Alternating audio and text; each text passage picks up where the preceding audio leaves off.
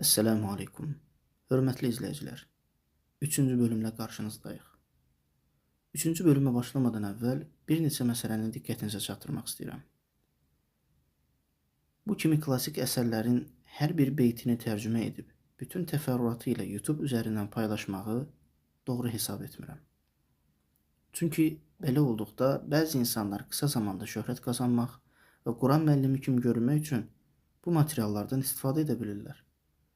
Bu səbəbdən həm tələbələrim, həm də mən bu dərslərdə əsərin bütün dərinliklərinə girmədən əsəri tanıtmaq və ən mühüm məqamlara diqqət çəkməklə kifayətlənəcəyik.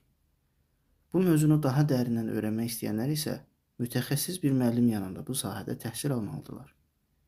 Bir digər önəmli məqam isə istər İslami, istərsə də dünya elmlərinə aid kitablar olsun, fərq etmir. Kitab oxuyanlar çox gözəl bilirlər ki, kitablarda giriş bölməsində müəllif öz düşüncələrini, kitabın hansı mövzuları əhatə etdiyini və kitabı qələmə alma səbəblərini qeyd edir. Klassik əsərlərdə də bu qayda dəyişmir. İbn Cəzərin müqəddiməsinin ilk beytləri də elə bu çərçivədədir. Açıqlama bölümünə yerləşdirəcəm. Yəni, müqəddimədə geniş şəkildə üzərində dayanacağımız xüsusi bir məsələ yoxdur. Lakin mən bu əsəri tələbələrimə şərh edərkən, onlara günümüzdəki tələbələrin səhv yanaşmalarını da bölüşmüşəm. Bu səbəbdən onlar müqəddiməni daha fərqli bir üslubda izah ediblər. Gəlin indi müqəddimə ilə tanış olaq. Əvvəlcə ərəbcə mətni bir daha dinləyək.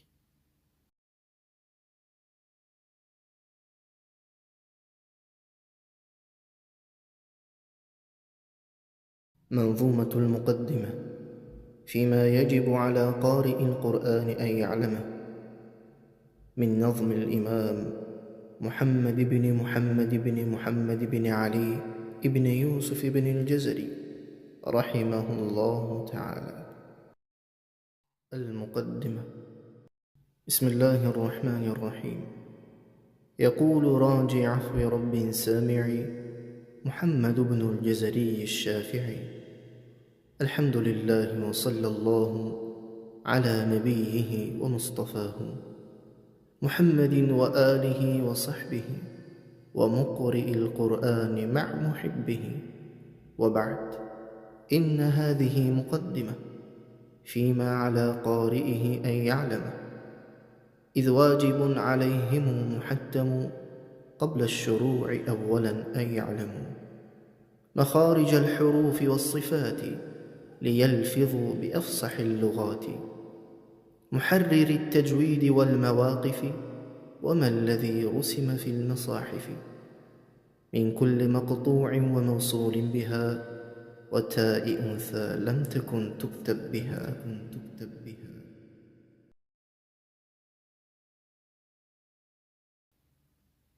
Bəli, indi isə qısa tanışlığa keçək.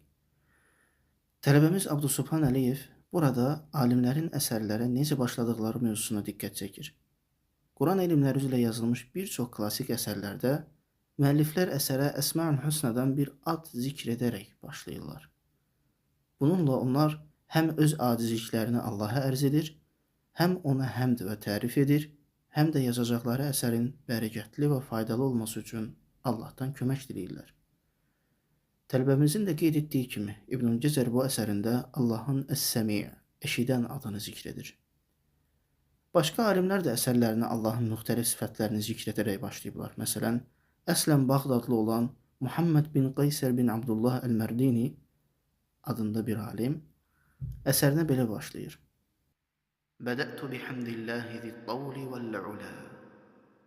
Əsərimə güc və qüdrət sahibi olan Allaha həmd edərək başlayıram. Burada müəllif Allahın qüdrət sifətini zikr edərək ondan kömək diləyir. İbn Cəzəri isə əsərinə həmd, səna və salavatla başlayır. Daha sonra isə qısa şəkildə əsərində toxunacağı mövzuları qeyd edir. Bəli, bu hissə ilə bağlı Abdusubhanın fikirləri burada tamamlanır.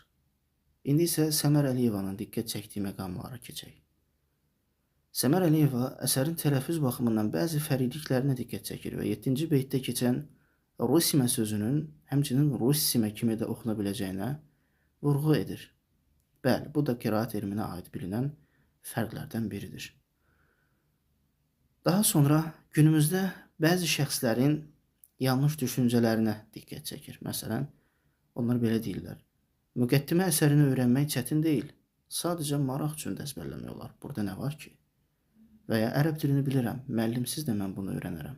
Burada nə var ki?"